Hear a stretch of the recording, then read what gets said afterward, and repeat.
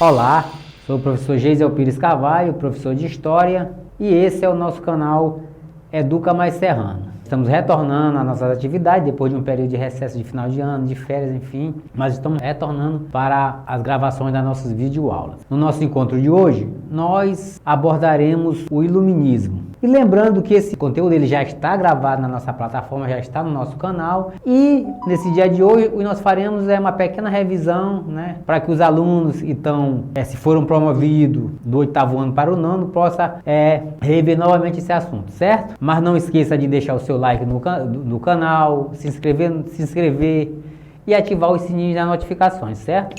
Então, nesse encontro de hoje nós daremos destaque ao Iluminismo. Pois bem, e o que foi o Iluminismo? É bom que nós nos perguntemos o que foi o Iluminismo. O Iluminismo, ou Ilustração, depende de como você queira chamá-lo, foi um movimento de pensadores, de filósofos, e se desenvolveu na Europa, em particular na França do século XVIII. Esse evento também teve presente na Inglaterra, mas é na França que o Iluminismo vai se destacar. E muito por conta da influência do iluminismo, do pensamento iluminista no século XVIII, é que esse referido século ficou conhecido na história como o chamado século das luzes, por conta exatamente desse florescer do pensamento filosófico daquele tempo. Então, quando se perguntarem o que foi o iluminismo, você, de uma forma bem singela, bem simples, você diz que o iluminismo foi uma corrente de pensamento que surgiu na Europa no século XVIII a partir de pensadores franceses e teve grande destaque, muito em particular na França, tá certo? E quais eram essas ideias iluministas? Quais eram essas ideias do pensamento iluminista, dessa corrente de pensamento que tanto influenciou o século XVIII? As ideias iluministas, é bom lembrar, ela vai influenciar todo esse século XVIII, não somente a Europa, mas para fora da Europa. Outros povos vão se deixar influenciar por essas ideias iluministas, certo? Mas o século XVIII é o século que vai ser extremamente influenciado pelas ideias iluministas. A princípio, as ideias iluministas, ela ofereciam um certo perigo para o regime da época, porque nós estamos falando de um tempo em que os regimes eram regimes absolutistas. E o que seria esse regime absolutista? Quer dizer, o mundo, a grande parte do mundo, principalmente a Europa, vamos nos referir à Europa, ela vivia sob o regime absolutista monárquico, em que a concentração de poderes era muito grande. Então, essa concentração de poderes estava retida na mão dos monarcas, dos reis. Então, eram os reis que faziam as leis, julgavam as leis, executavam as leis, e dificilmente, durante esse período, os cidadãos tinham espaço para se manifestar. É nesse meio que entra o pensamento iluminista. E muito por conta desse período que a gente acabou de falar, que oferecia as ideias iluministas com relação ao regime absolutista, esse choque de interesses entre o pensamento iluminista, que era libertário, para um pensamento repressor, representado pelo regime absolutista. Então, muito por conta disso, desse perigo que as ideias iluministas ofereciam, esses pensadores eles se reuniam de forma secreta. Não se reuniam secretamente exatamente para escapar de uma possível retaliação por parte desses monarcas. Por outro lado, é importante salientar isso, é importante falar isso, as ideias iluministas elas estavam diretamente ligadas ao fortalecimento de um grupo social específico, que é, no caso, a burguesia, que é um grupo que já vinha se fortalecendo desde o final da Idade Média como grupo social. E é nesse grupo social que os iluministas vão se agarrarem para que as suas ideias sejam propagadas, para que as suas ideias sejam difundidas, principalmente naquela Europa do século XVIII, certo? E por que essa associação com a burguesia? Porque os iluministas vão se associar à burguesia, e a burguesia vão buscar no pensamento iluminista uma forma de buscar esse poder político que eles não tinham naquele período. Então, a burguesia, que vem se fortalecendo desde a Idade Média, era um grupo social que tinha riqueza, mas não tinha prestígio e não desfrutava de privilégio, como a nobreza e o clero. Então esses dois grupos sociais, o clero e a nobreza, gozavam de plenos privilégios nesse regime absolutista monárquico. E isso contrariava os interesses dessa burguesia crescente e que vinha se fortalecendo, como já dito, desde o final da Idade Média. Então, essas ideias iluministas, elas vão de encontro aos interesses desse novo grupo social que é a burguesia. E quais eram essas características do iluminismo?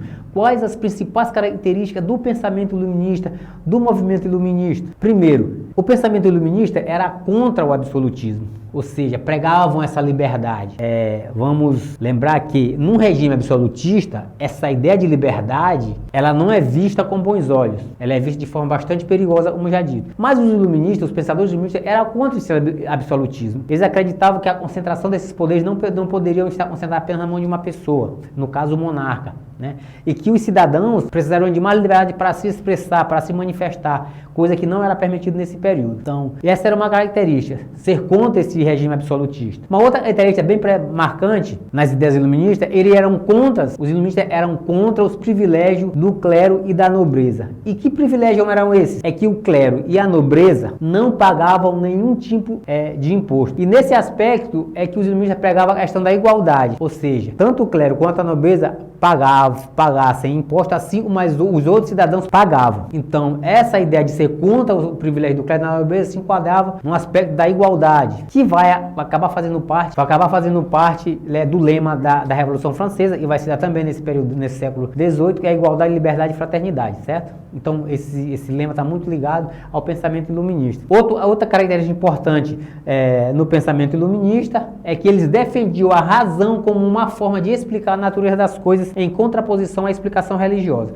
Ou seja, os iluministas deram uma atenção muito grande para a questão da racionalidade, do pensamento, da reflexão.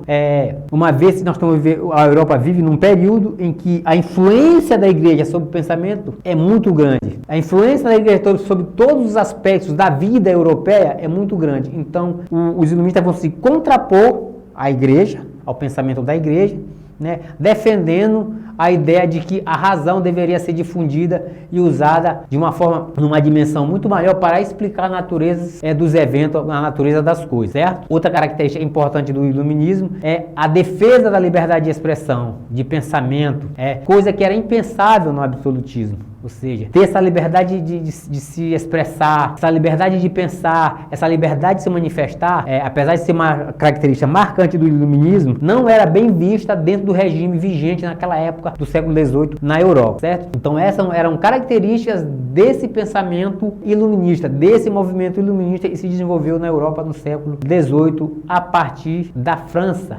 Lembrando que a França era o mais absolutista dos regimes naquele tempo. E quem eram esses pensadores do iluminismo? Uma vez que nós estamos falando de uma corrente de pensadores, de filósofos, e iniciaram esse movimento, quem eram eles? Os principais pensadores dessa corrente de pensamento, desse movimento filosófico, se destacaram nesse movimento, nós podemos trazer aqui o Montesquieu, o Rousseau, o Voltaire, o Diderot e o D'Alembert. Então esses foram os principais pensadores e se destacaram nesse movimento tão importante na história da humanidade, certo? Então quais eram as ideias desses pensadores iluministas?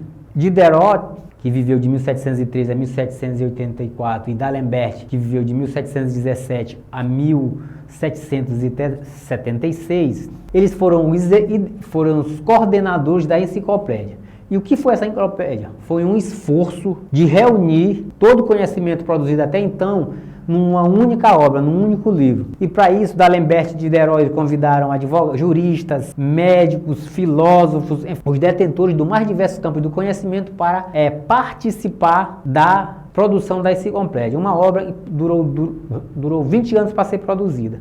E esses dois, o Diderot e o D'Alembert, se encarregaram de coordenar esse projeto, certo? O projeto da enciclopédia. Um outro iluminista, e muito importante, até para os dias de hoje, porque o seu pensamento está presente nas principais democracias do mundo, é o Montesquieu, que viveu de 1689 a 1755. O Montesquieu era um jurista, e ele defendia a tripartição dos poderes, entre o legislativo, o executivo e o judiciário. Para Montesquieu, ele não conseguia ver a concentração de poderes apenas na mão de uma pessoa, né?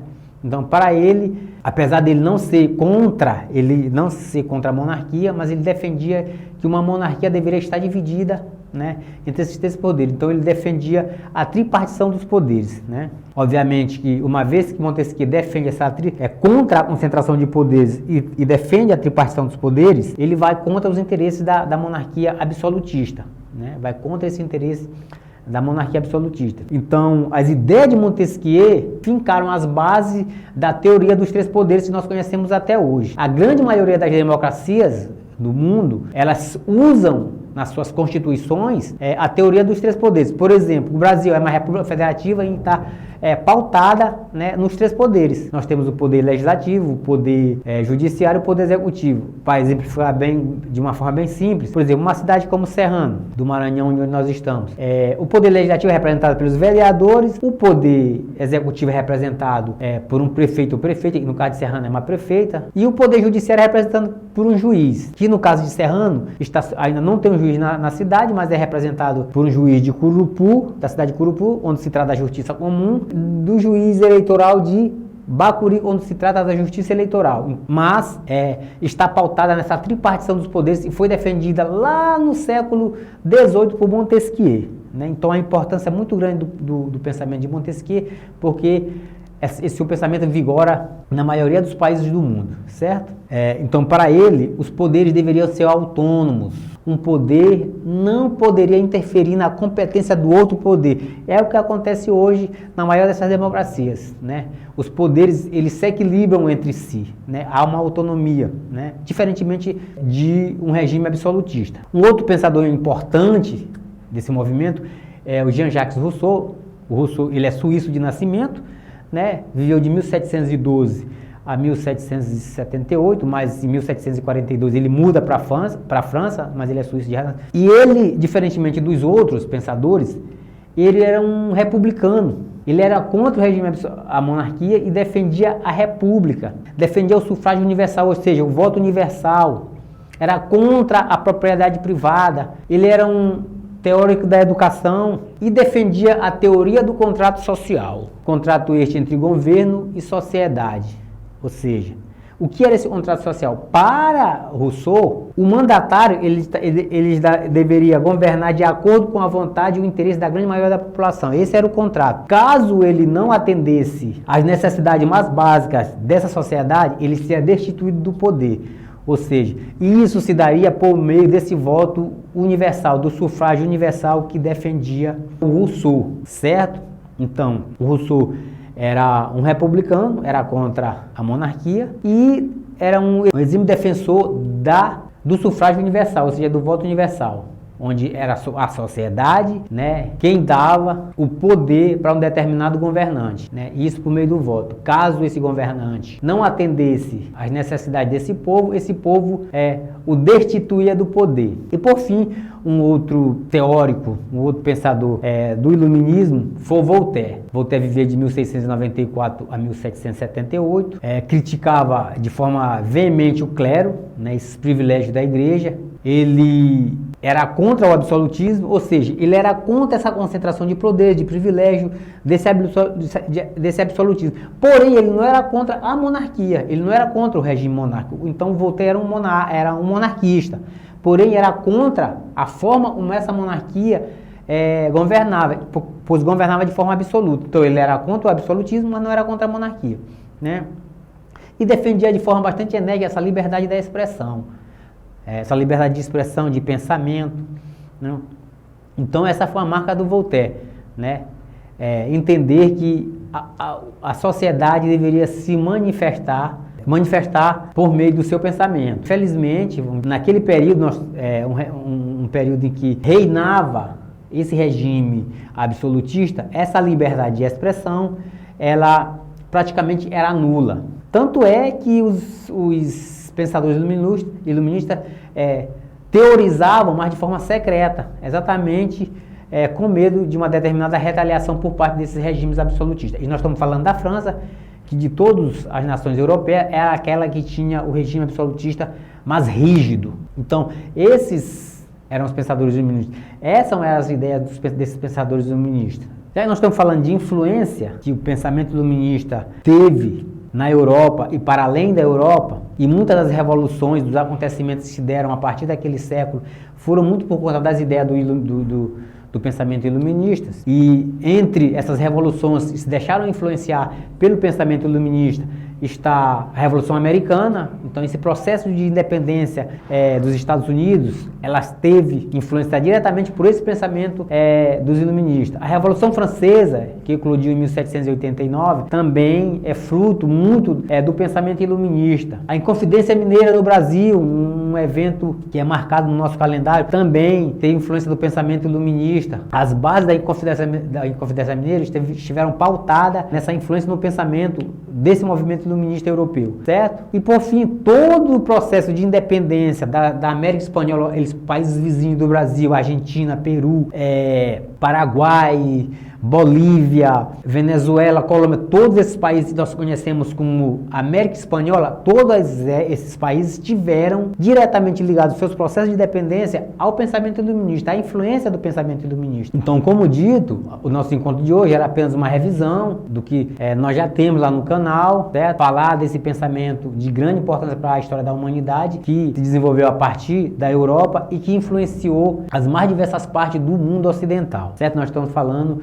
do pensamento iluminista. E quando alguém te perguntar o que foi o iluminismo, você vai dizer exatamente aquilo que nós falamos de uma forma bem simples. É um movimento de pensadores que se desenvolveu a partir da França, né, e influenciou todo o século XVIII. Então esse era o nosso encontro de hoje. Para você que foi promovido do ano de 2022 para 2023 para o 9º ano, esse conteúdo vai lhe ajudar de alguma forma.